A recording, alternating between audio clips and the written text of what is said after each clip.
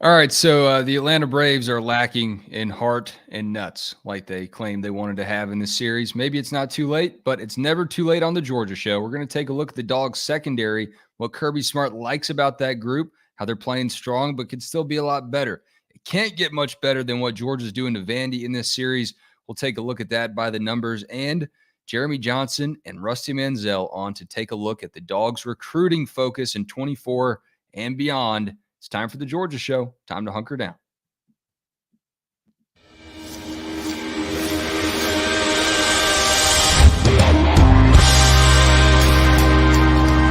Better never rest. Careless in the sky. What a thrilling time to be alive. Yes, it is a thrilling time to be alive. Welcome into the Georgia Show, guys. Let's start out with Georgia's secondary. Strong group, young group, but a lot of experience yet to be had, I should say, but a lot of talent is what I meant to say. With Malachi Starks, Javon Bullard back there, he's looking as healthy as he can be after a little bit of a speed bump early on in the year. But Dalen Everett was asked, and Kirby Smart was as well, about teams picking on Everett. And I wonder with Vandy's quarterback situation a little shaky if the Dogs, I don't want to call it a rest because better never rests, but I wonder if the Dogs might have a little bit of an easier time this week than they'll have the rest of the season.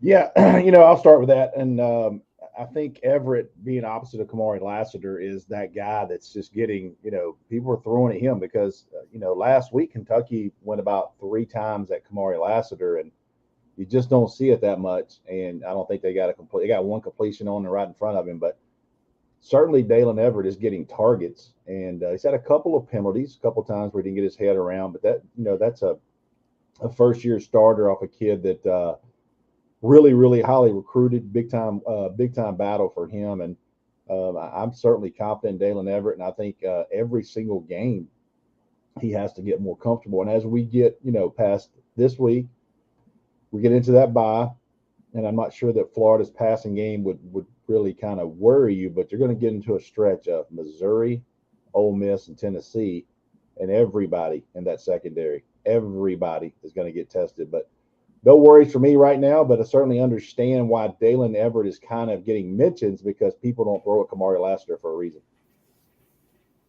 What are you seeing back there, Jeremy? Yeah, I'm with Rusty. I think, I'm not worried right now. I feel like, Kamari Lassiter was that guy last year, and the year before a little bit. And just, we get to the point of the year where you don't consider these guys whatever class they are anymore. We're over halfway through the season now. So he's been out there. He's been comfortable. He's a good football player. You see some of this stuff for the first time and it may get you. He's coming around in some of these same types of looks the second and third time. So I don't think, it's anything to worry about. I mean, I'm sure he'll give up a play or two here or there. I mean, that's going to happen. But, I think he's done a good job even, for being a first-year guy. I think all three of us agree. Remember that a couple of years ago, everybody was like, damn, Tyson Campbell, every game they go get Tyson Campbell. Oh, yeah. And, in the second year, Tyson Campbell didn't get any action because he got, you're opposite of Eric Stokes for a little while. Certainly Tyson Campbell got thrown at it. You fast forward 3 years from now, and Tyson Campbell is just locking folks down in the NFL. So, that's kind of the MO. It's situational. It's one-on-one. It's almost that basketball side of football on the edge, one-on-one. And one thing you guys will probably agree with me, Georgia's going to play man-to-man. So you're going to get, you're going to get a lot of those one-on-ones. And right now, Dalen Everett is the new guy on the block. But, for me, no concerns. But we'll dig a little deeper into that. But, as we get down the line and we start playing Georgia starts playing these teams that are 4 or 5 wide and outside the numbers, specifically Ole Miss and Tennessee, they're going to require all 5 guys, maybe 6 guys in that dime to cover, and they're going to find the one guy. They'll stack you in formation outside those numbers, and they're going to find a guy if they feel like can't run or those types of things. So I'm very interested. I want to dig in this secondary thing just a little deeper than I usually do. I'm very interested in how Georgia plays. I know Julian Humphrey is that next guy, but I'm interested to see if Jonell Aguero, how they get him in the mix, because that's a bigger kid that can run. Obviously, he's a true freshman. So where is he at? How much will he play this week? Because I think that's going to tip you a little bit on where they think they are with him. Can he help at that star some and go down the line and going into that bye week? So if Georgia handles business as they should this weekend, I'm interested to see how those guys get worked in, especially on defense and especially the next secondary guys. Kirby Smart said in his presser yesterday what he's looking for specifically is more depth. You're always looking for more depth. It just means getting guys healthier and getting guys developed, like you said, Rusty, like Jonel Aguero, getting ready and getting better as the year goes on. He got in early in some of those blowouts, so that was encouraging to see. And the bye week can typically shake some things up. Kirby's also looking for the secondary to disguise better, tackle better, and punch out more balls. And I thought that was interesting, too, to learn that the Dogs use a point system for their players to not just go for the strip, but also force fumbles and recover fumbles. That's really something they're working on this year. Yeah, when you look at some of the things, Wes, I'm sitting there thinking about him saying that, and some of the things I really watched the secondary. And some of the things you see with them, Malachi Starks and those guys, they're this close to getting those turnovers. They're reading plays and those type of things. So when I look at Georgia as a whole, and I see what's the next step for these guys, I think it's depth in the secondary. I think it's depth on the edge, and I think it's being able to create those turnovers. For sure. Let's put a pin in that really quick. Our friends over at Prize Picks told y'all last week that instead of going through all the picks of the teams that we don't cover, we're going to take a look at some of the things that y'all could have done on Prize Picks last week for the Dogs. They update a little bit later than when this show goes on the air on Wednesdays. But if you want to just lock in Prize Picks, I promise they'll have Georgia stuff up later on the week, Thursday, Friday, Saturday morning as you're waking up. It's a really fun game. You just look at the stat line that Prize Picks has laid out. Depending on the position, maybe it's interceptions. Is Carson Beck going to throw more or less than half an interception? You lock that in. But let's take a look at what we had last week for Prize Picks options. We had Carson Beck over 230.5 passing yards. He had that. You could have hit that. Let's see. Dejon Edwards, 76.5 rushing yards. He was under that. We had Brock Bowers over 71.5 receiving yards. I think you just want to lock in the over on Brock Bowers every time. I mean, it's like LSU off LSU game. You just take the over. Yeah, no doubt. That's easy money. Lad McConkey, the receiving yards on him, you're still waiting on him to get back in the fold a little bit, I think. Dominic Lovett, over 33.5 receiving yards. I think he went under. Marcus Rosemy-Jack Saint, believe he went over his on his one touchdown or close to it. Over. Wes, let me ask you a question. Wes. What's your thoughts on Dominic Lovett?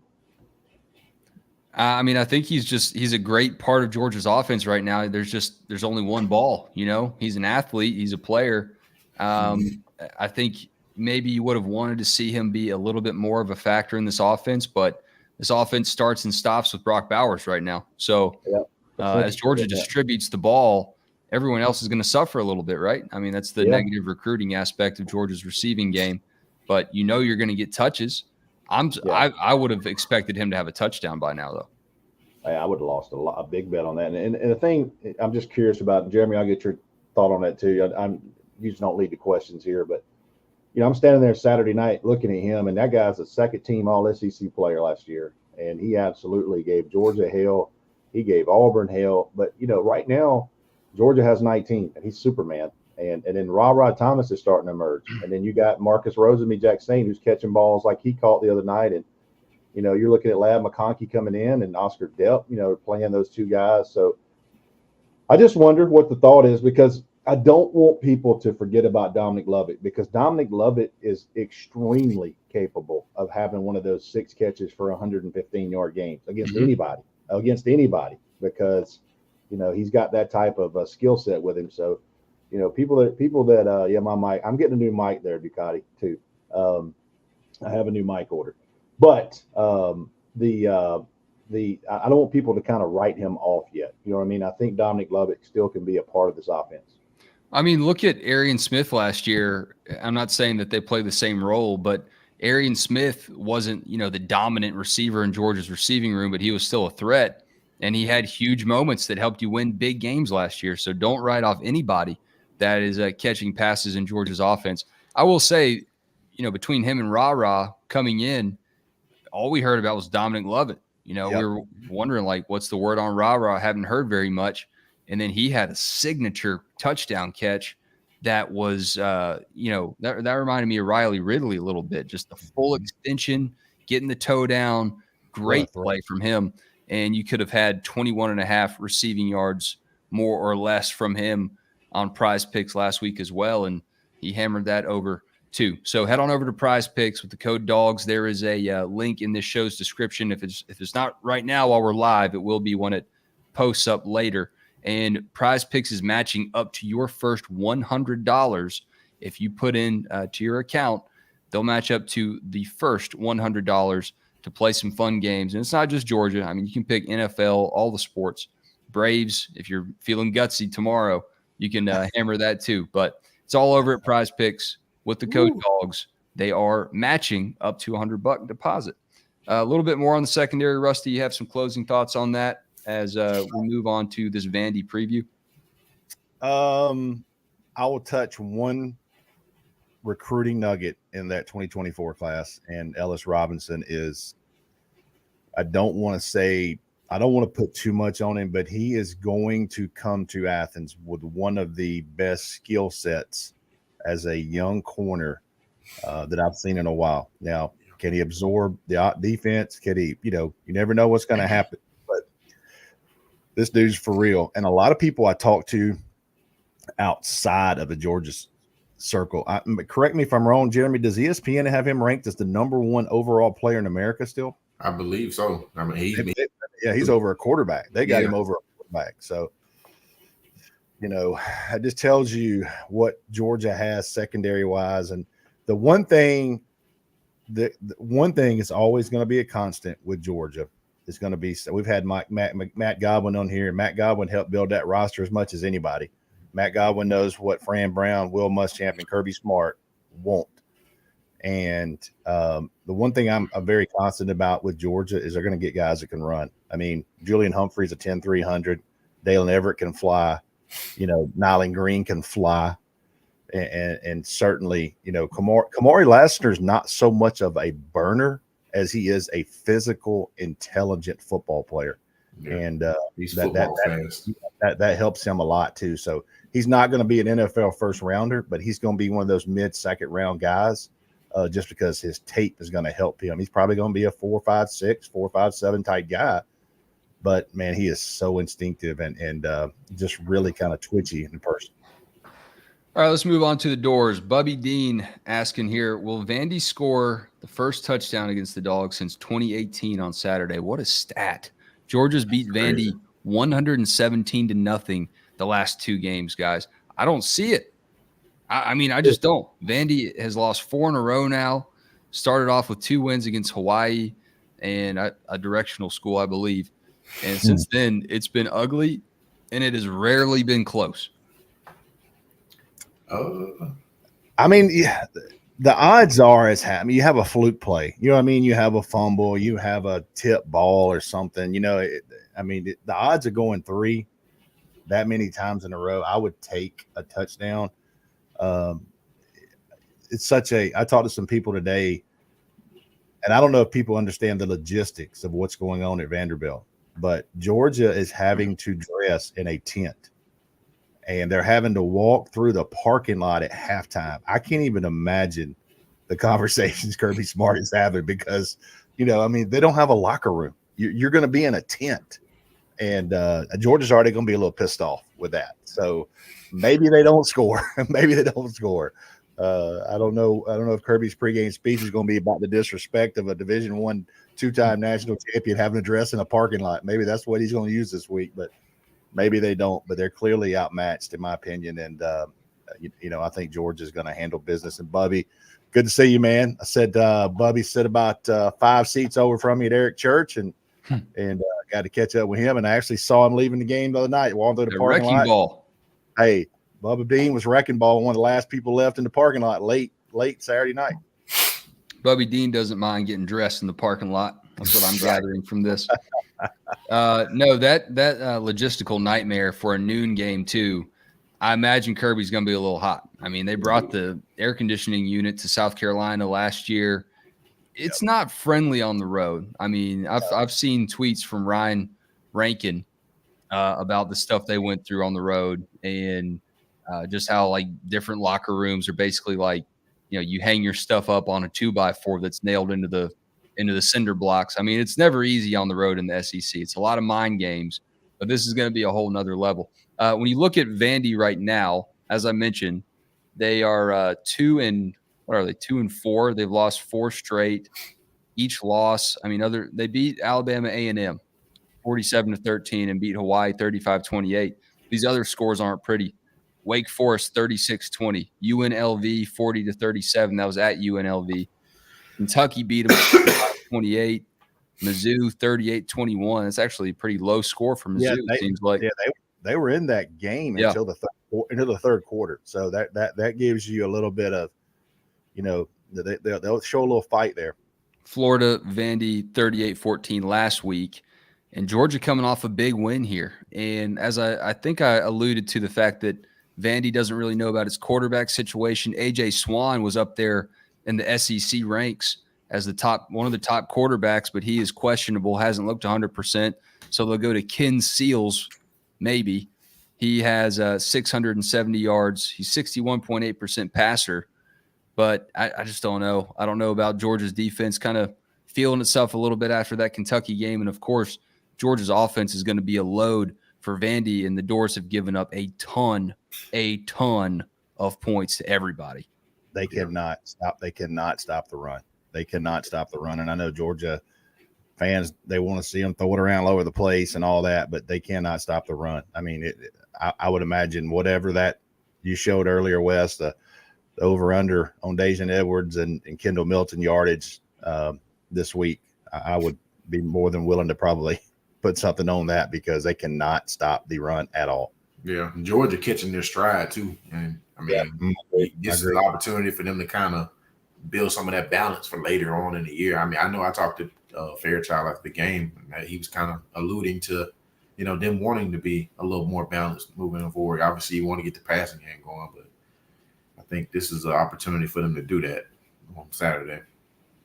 The spread, we'll get our staff picks up at DawgsHQ.com. That's always a premium piece every week. It's not premium. We have premium analysis around it about what we expect this game to look like. Georgia, 31.5-point favorite as we record here on Wednesday.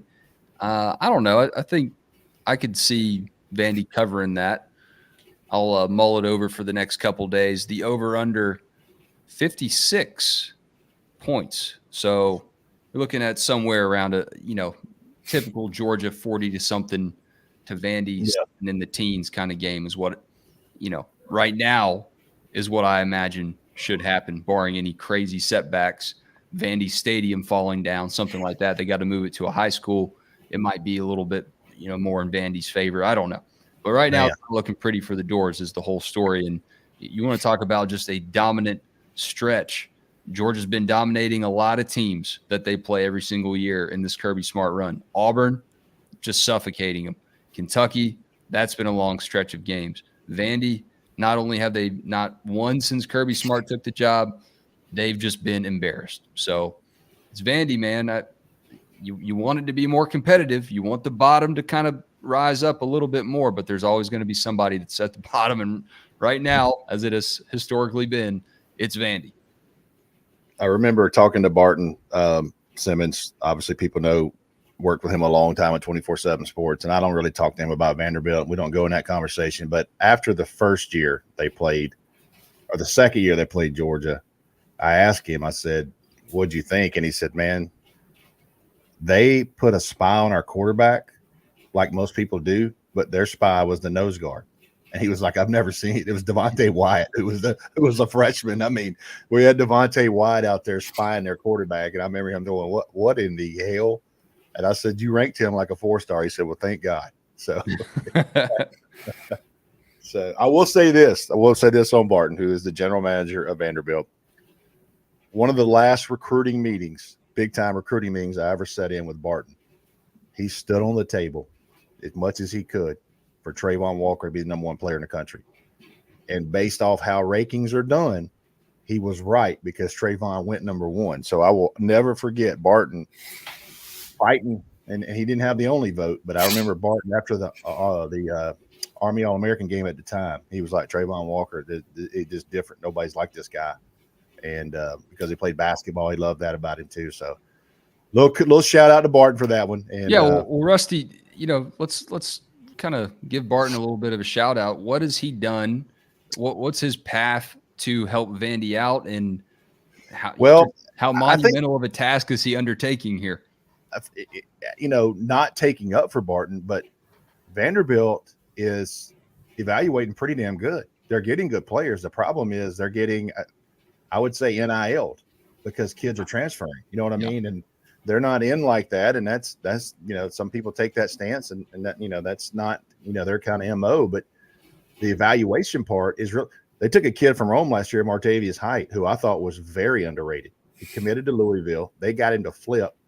Well, Martavius Height is starting as a true freshman for them, and that's the right eval. You look at kids like that. They're AJ Swan. I mean, AJ Swan was a kid I was sky high on, and he's done everything he could for Vanderbilt right now. And he's hurt, but maybe he plays this weekend, maybe he doesn't. But when he has been right, and they've had pieces around him. AJ Swan's been hell to deal with. Yeah, I know they did everything they could to keep him last year. I mean, they were. It's no secret. There were teams all over AJ Swan trying to get him to leave Vanderbilt, and they NIL'd him from everything I read. So, that's no knock on Barton. They're evaluating really good, and they're getting good players. The problem has been being able to keep them because they're losing players to Alabama. They're losing players to Auburn. They're losing players all over the country right now, and I know that's probably a big frustration for those guys. How much is the academic equation? Not only factor in recruiting, but also the difficulty in keeping them on the roster. Well, I think they recruit a certain type of kid, knowing what you're walking into, academically there. And I think they've been more competitive. I think Clark Lee is kind of, I wouldn't say negotiated, but kind of made things a little bit less strenuous for those guys to be able to sign some players. And there's plenty to go around. There's plenty of kids that are good academic football players. And, it's not like Stanford. I read one time where Stanford can only recruit like 50 players in the country. They can only recruit 50.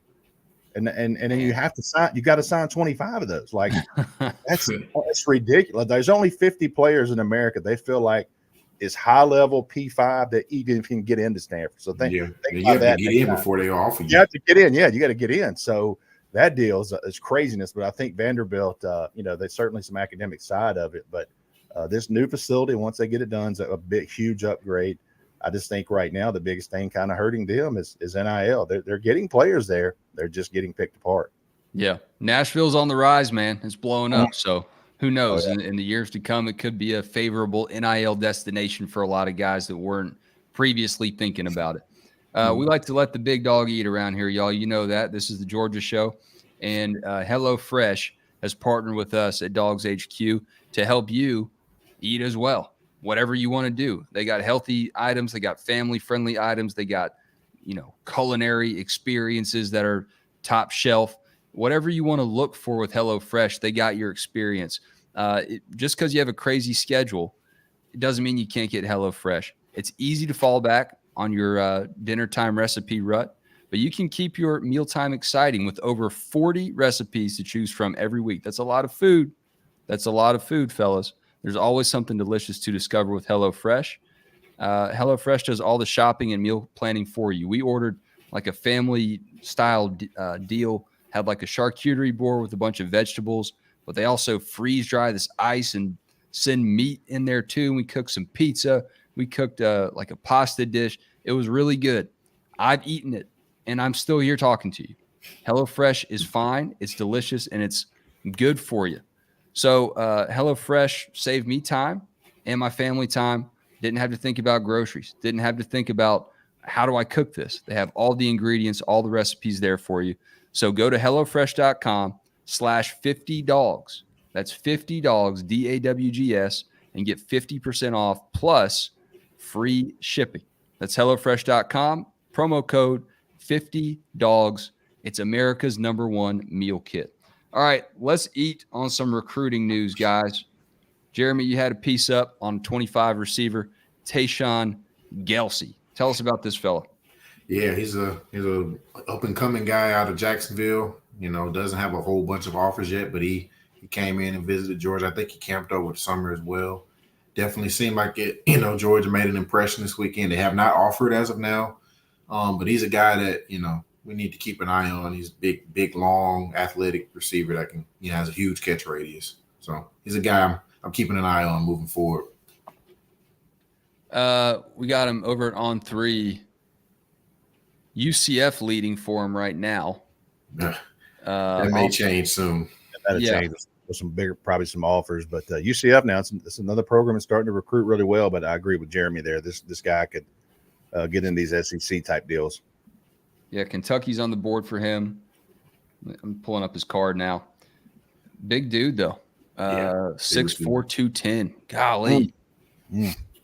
That'd be a nightmare. The old back shoulder throw in the end zone type player. Yeah, absolutely. Let's see.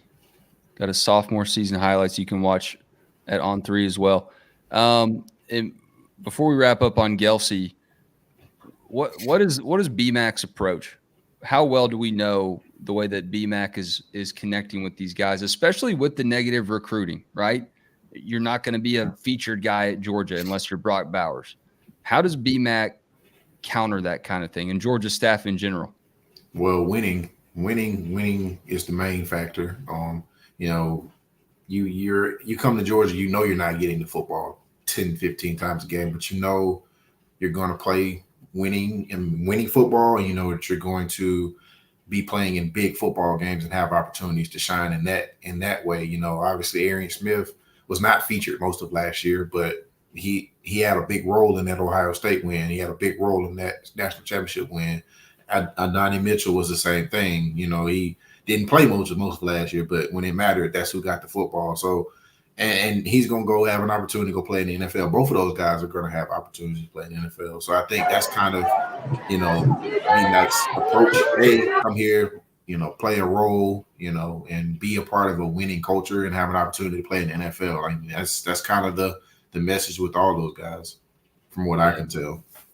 This kid looks legit. The biggest thing about wide receiver recruiting is NIL, man. I mean, that is the position that is, for whatever reason, it's gotten crazy. So, it's kind of, it is what it is, man. And right now, that is the one position that the NIL is up there. So it's you don't want to be going against Ohio State because they've got, it's like Georgia at tight end. You don't want to recruit a tight end against Georgia because they're putting in these, all these guys and Brock Bowers, Darnell Washington, and everybody's getting to go to the NFL. That's the same way Ohio State's doing right now with wide receiver recruiting. But the NIL for not only for these high school NIL wide receivers, the portal is where it's really starting to make an effect. So it's very quarterback dependent too. I mean, these guys want to get with a guy that can get them the football. I mean, if you start looking around who has the dudes at quarterback, typically you look around and that program is in a recruitment race for, a lot of these big time receivers. I know Texas has been one that's, been a destination for people just because of Quinn Ewers going over there. You got Malik Murphy, and then you got Arch Manning last year. So, I mean, that's a big part of it. Obviously, Georgia will have two in this class. So, maybe that impacts this next 2025 group. You start seeing some of these elite receivers want to play for Georgia. Yeah, we're going to take a look at one of those two guys here in a minute. Jeremy's got some great stuff up at DawgsHQ.com, a lot of premium stuff. Just more reason for you to check out a premium membership with DawgsHQ.com. $1 for a 1-month test drive of not only recruiting news, but team insight analysis We dropped a war room to start the week with Rusty and Roos and Palmer on there as well. And it's just all the news you could need at the midpoint of the season. So don't want y'all to miss out on that. Jeremy with some great stuff on a flip season, who Georgia's targeting right now for flips, hidden gem and quarterback Travis Burgess. Jeremy is keeping the road hot, man. What's been your ideal destination so far this year, man? Where have you been? Where the game or whoever you played, whoever you saw playing just blew your socks off? I mean, probably Colquitt. I went down and watched them play Lee County maybe 4 weeks ago. And first of all, the atmosphere down there in South Georgia is absolutely amazing. I love high school football, and I was just like a kid in a candy store down there, just soaking it up and just enjoying the atmosphere.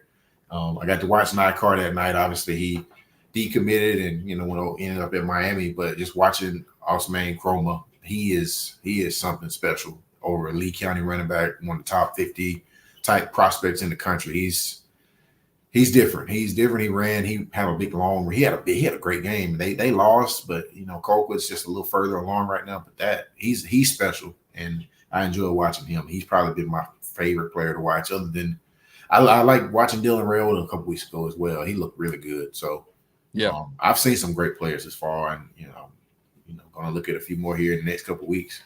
Got to check out Buc-ee's for the first time. That's like a spiritual experience, man. Oh yeah, Buc-ee's is heaven. I mean, every time I go anywhere near Macon or Calhoun, or there's one. Where's the other one? There's one out in Alabama, I believe, like near Leeds. There's one in North Georgia too. Yeah, I've been to any time I get near them, I got to go in. I'll spend as much time in there as I need to. You got to.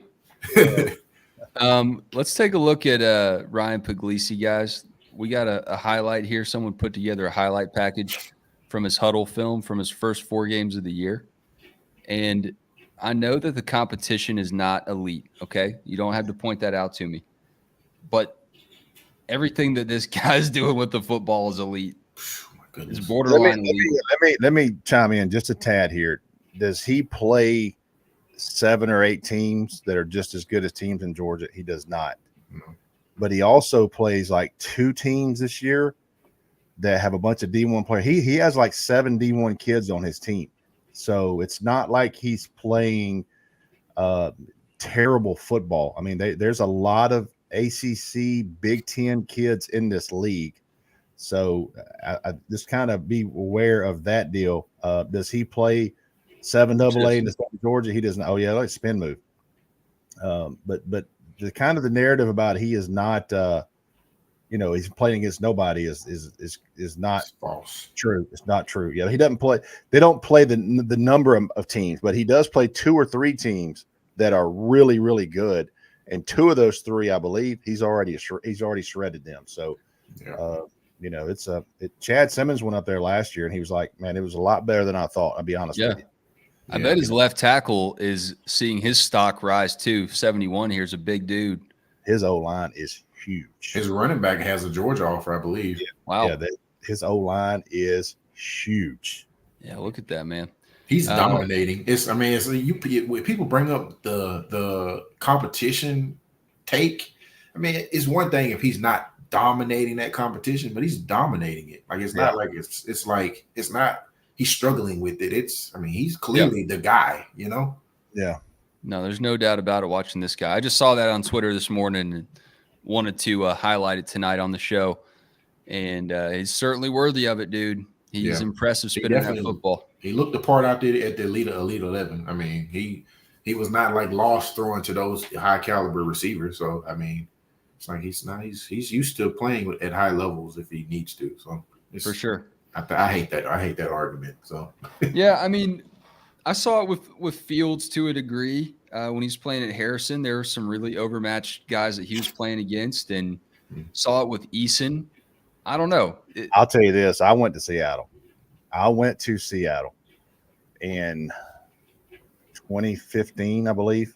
2015. That was the first sign of he's going to face a lot different competition. Yep. I mean, he was, you know what I mean? Like, you look at Easton, he's 6'5.5", and he had a gun, strapped to his shoulder there. I mean, he could throw it 190 miles an hour. Now, I will say this: his high school had 5,500 students. It was massive. Mm. I basically had to park in Buford to walk in Mercedes-Benz to get to his school. Jesus. That's how crazy it was.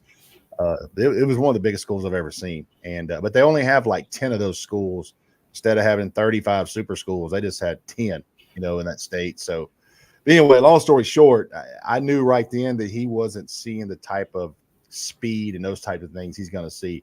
I don't have those concerns with Ryan Puglisi because in that league there's multiple SEC, ACC, Big Ten type kids that he's facing. So is he going to have an adjustment? Absolutely, he's going to have an adjustment period. Dylan Raiola is playing some of the best high school football teams in America. The speed of the game he is playing is faster week to week, no question.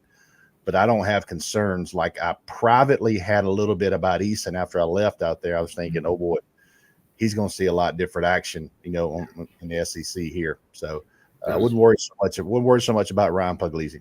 There's going to be an adjustment for both of them, no matter. No matter what you played. Yeah, 100%. All right, fellas, let's chop some wood. I'm going to start with this terrible towel I got up here in Pittsburgh this past weekend. I got to see George Pickens just dominate the Ravens. How was the crowd? Crowd was awesome, man. That's what I'm chopping wood about. It felt like an SEC game. It was defensively dominant on both sides of the ball. Saw a block punt. Pickens was all over the place. He's pretty much all that offense has right now. Najee Harris doesn't really want it. It doesn't seem like, and that other kid should maybe be their top running back. They both killed me on fantasy, Pickens and that other dude, but I was playing against the guy who was up there for the Bachelor weekend, so I guess I'll give that one to him. But it was a fun game, man, and it's just it was great to see an NFL team actually have an SEC type atmosphere, and that's what that community is built upon, and that's what they live and die by. So I get it; it's different regionally, but chopping what about those NFL dogs? A lot of them in one game. Roquan defended a pass against Darnell at one point because he was in because the guy ahead of him is hurt. So Darnell was getting a lot of playing time. So that was cool to see. And just a bunch of NFL dogs across the board. And it was great to see them in action again. And with the injury situation that Pickens had his final year at Georgia, he was robbed for sure. And it was good to actually see him play. And I remember at his pro day at Georgia, Mike Tomlin took him aside and worked him out a lot individually, different kind of routes, and got a really good look at that dude. And I could tell that day that he was smitten, and it's working out so far. We'll see what they can do the rest of the way with Pickett because he's hit or miss. But that was a fun time. Go Steelers, go Dogs. Jeremy, what you got? I'm gonna keep mine short. Mine is about the Atlanta Braves. I just need you guys to just watch that. They're not chopping speech. Anything. They need to just watch the speech that the guy on Major League gave about the marbles. Just let's go. Let's go. Spencer Strider has to come out tomorrow and be special. Yep. Do what they were calling his the disrespect. They were calling his name. We want Strider. If that don't get you pumped up, I don't think you have a pulse. I don't know if you need to be playing Major League Baseball. That's all I'm gonna say. That's my chopping wood. Just chop some wood tomorrow and go get it done and bring this thing back to Atlanta. Yes, sir. Wes, you know the new baseball coach's name at Georgia? Yeah, I don't know his name right now off the top of my head. So I talked to some people at the game on Saturday, and one of them has a kid committed elsewhere. Wes Johnson came pitching coach from LSU. One of the people I talked to has a kid is committed elsewhere. It's just too late for him to go to Georgia. Let's just put it that way. But he told me, and he's kind of in the know. He said, "Look, man, this dude is lights out. They are getting players. They're getting kids to flip. I think they just flipped a shortstop from Buford this week away from South Carolina. They just got one of the top pitchers in America from Buford to commit. I'm gonna chop wood on this Georgia team. Now I know Palmer knows that's his lane, and he knows more. Palmer's turf right now. Palmer's turf, but I talked to somebody. 100% is in. This is right up their alley right now as far as Georgia recruiting and those types of things. So, Wes Johnson, new baseball coach. I'm not trying to be the baseball guru, but we all know what this state produces. My God, we had to watch Zach Wheeler from East Paulding. We have to watch Duck Dynasty from Buford in left field for Yep. the Phillies every night. You know what I mean? So this state puts out so many really good baseball players. For whatever reason, it just hasn't clicked in Athens in a while. So chopping wood, man. Wes Johnson, his new staff, this baseball program. I think Georgia fans have been dying for it to be relevant, and there's no reason for it not to be. So chopping wood, new staff, hot on the recruiting trail. Love to get out to some Georgia baseball games when they're on the rise and competitive, and just take that next step, man. It's right there for the taking.